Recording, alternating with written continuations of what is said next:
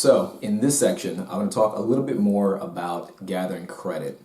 I mentioned this briefly in the previous module, but I do think getting credit and building credit as early as possible is extremely vital. I think for whatever reason, a lot of people don't really bring up how important, how vital, and how useful credit can be in the long run in the grand scheme of life.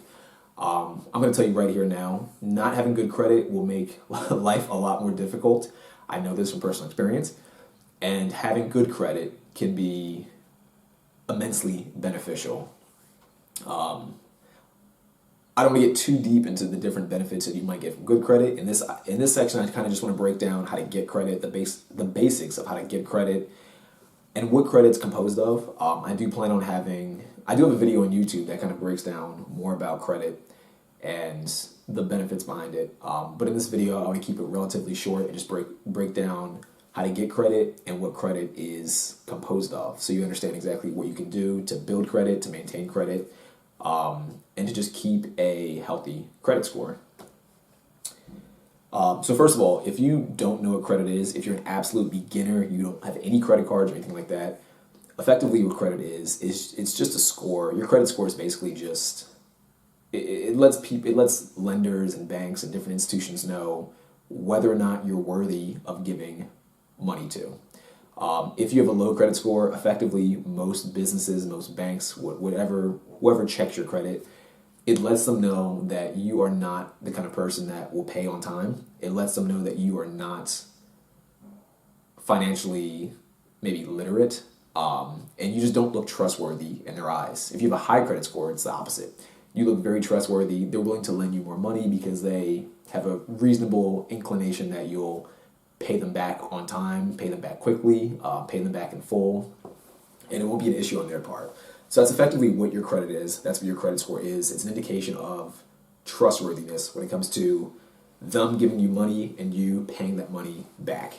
Having a low credit score, kind of in the 400s to 500s, makes it very difficult to gain access to certain forms of financing. For example, if you want to buy a car, and like I said, you might know this if you have credit. If you don't have credit, this is kind of me giving you the basics of it. If you have a very low credit score, it might be very difficult to get a car. You might not even be able to get a car. You might not be able to get financing for that car unless you have all cash. Then the credit is not an issue. But most people don't have cash to just outright buy cars. And the same applies with housing. If you want to buy, for example, a house, unless you have cash to just buy the house, you might be at an issue where lenders might not give you any money. Or if they do give you money, the amount of money that you have to pay back in the form of interest would be higher than average, just because your credit is so low. On the other hand, if you have a high credit score, you're more likely to have the best possible interest rates. So it might actually cost you a lot less money in the long run to take out loans or to buy a car, to buy a house, whatever you might need credit for. You're more likely to have access to that with a higher credit score than a lower credit score. So very quickly, and I don't want to spend too much time on this. Like I said, I have another video on YouTube that kind of breaks down credit a little bit more deeply. So you can check that out. And I'm also going to do a separate video that breaks down credit and the benefits of credit, what you can do with it when it comes to using the rewards, the points for traveling, and all kinds of other stuff. But I just want to keep this relatively simple and break down what credit is composed of and how you can keep your credit score healthy. So the first thing to keep in mind, 35% of your credit score is composed of your payment history. So basically what that means, do you pay on time? Are you paying on time? And are you paying the minimum balance at least? If you can do that, that's 35% of your credit score. You're going to do yourself a huge favor by simply just paying on time. That is really it. That's 35% of your credit score, by the way. That is the bulk of your credit score. So for example, if you have $100 that you owe on your credit card and maybe your minimum balance, your minimum monthly payment is like $20, just pay the $20. Don't pay less. Of course, pay more if you can. But definitely pay it and pay it on time, because if you don't, it'll put a ding on your credit score, and it'll impact your credit a lot. So definitely do that. The next thing is and another 30% of your credit score is composed of what's known as utilization. Effectively, it's just how much of your total credit are you actually using. So let's say, for example, you have $1,000 in total credit that you have access to. Maybe you have a single credit card and that total amount that you can spend on that credit card is $1,000. If you have spent $900, then you have a 90% utilization rate. The objective is to keep that utilization rate as low as possible. Like I said, it makes you look more trustworthy in the eyes of lenders, in the eyes of banks, whatever. I think the sweet spot is about 10% to 0%. Obviously, if you can use your credit card and then pay it off immediately, keep it at 0%, keep it at 10%, it's probably the best bet. But this is pretty important to keep in mind. You don't really want to have high balances on your credit card. You want to keep everything relatively low, as low as possible. My personal suggestion, two things I personally recommend. If you use your credit card, pay it off like immediately. Like if you buy anything with credit, the very moment you buy anything with credit, just pay it off. Use your app online, pay it off immediately. Just to make sure that you keep that utilization rate low. The second thing I'd recommend is if you can increase your overall credit capacity as much as possible. Nowadays, it's relatively easy to do. A simple phone call to your bank or online, like I have PNC, and you can easily go online and just click a button, and you can request to have your credit line increased. So, for example, if you have $1,000 in total credit that you have access to, assuming you've been paying on time and assuming you've built up a good relationship with that bank or whoever, they might allow you to increase that credit to $2,000 or to $5,000. I try to do this myself relatively frequently as possible. You can't do it all the time. You can't do it every month usually. But I did that recently, and I had one credit card that had, I think, a max of $2,000 I could spend, and it jumped up to $8,000 or $5,000, something like that. So I recommend doing that as often as possible because that will help keep your utilization rate low. And like I said, that's 30% of your total credit score. So if that gets out of control, I've personally, from personal experience, have found it very difficult to pay it off because as time goes on, if you have a high balance, you have to put more in to decrease it. It just becomes a total mess.